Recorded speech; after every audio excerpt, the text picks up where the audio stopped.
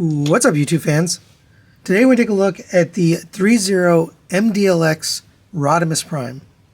So this is the next in the series of MDLX figures, the smaller line from Threezero.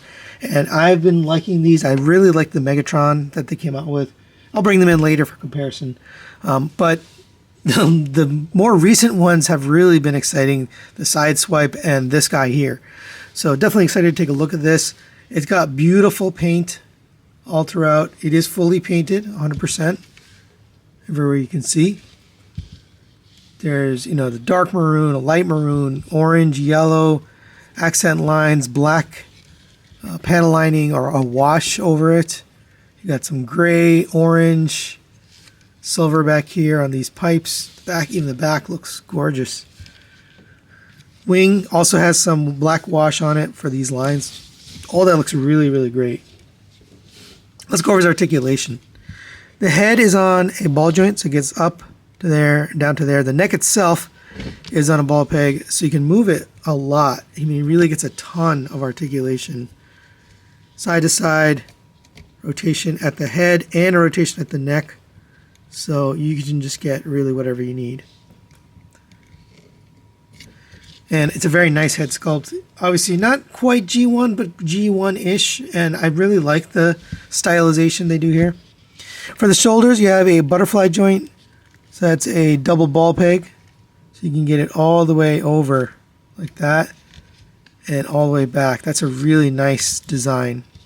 You can get up if you move this up to the side. You can get the shoulder up to there. And they do say caution with that. You don't want to collide. Also, when going back, they recommend not having this down because you might collide with a wing. Now, I haven't collided with it, but you do want to avoid scratching the paint. So just rotate that up. But it does rotate all the way around. Nice tolerances, by the way. You have a lift-out joint here, and there's this cover-down piece. That looks really cool. It's a really nice design there. We can come down to the shoulder. You have a rotation here at the elbow. You have a double jointed elbow, gets you the full bend. You can pull this piece out. There's some detail under there. And I'm guessing some people will probably want to remove this off the ball peg. It's just on a ball peg. Because there's some gorgeous detail under there. Right? I mean, you can have this panel here, but I just think, why cover that up?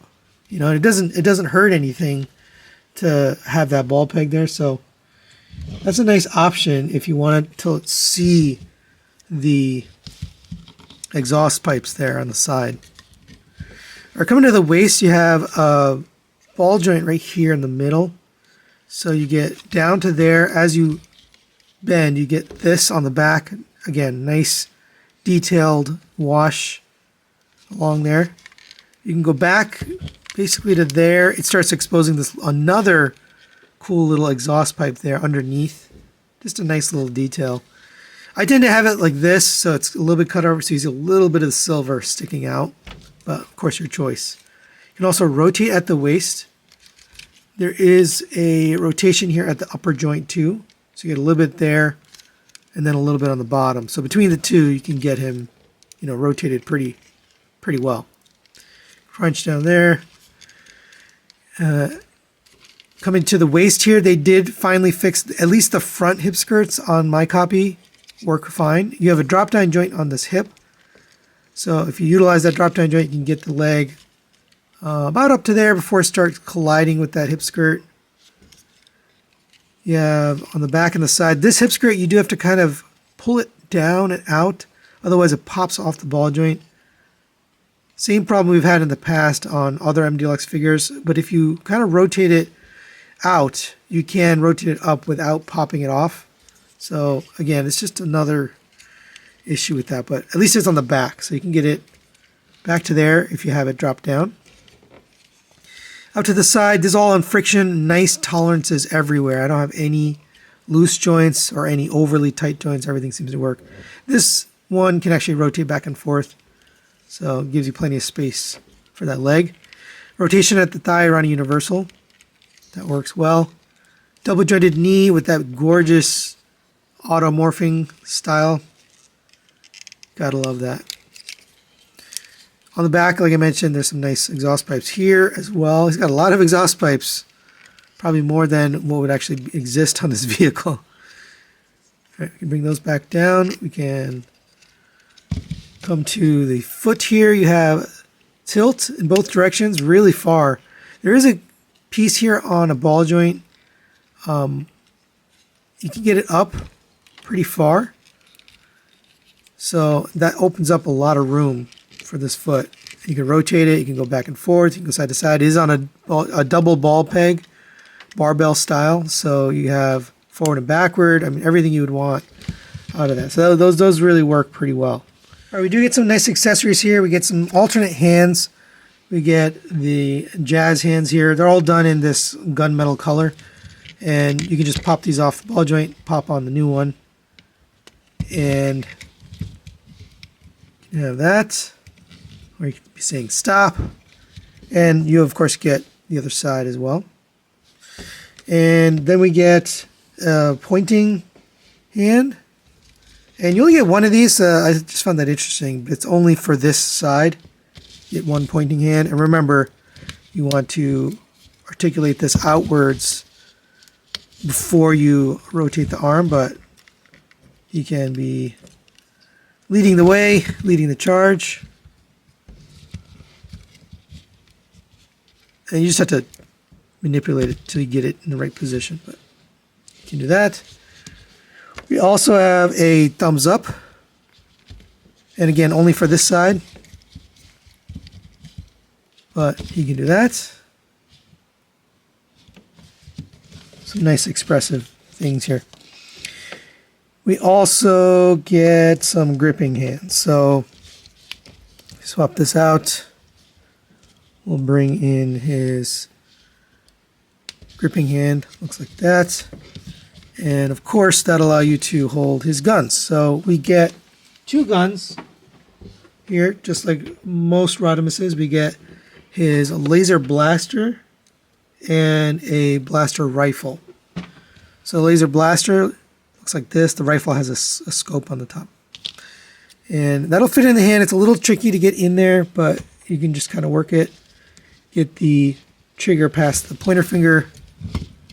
And that's a nice looking gun. For the other side, we can maybe take off this one and give him another gripping hand. You can get that in there, and now he has that rifle as well. You can also combine the guns together.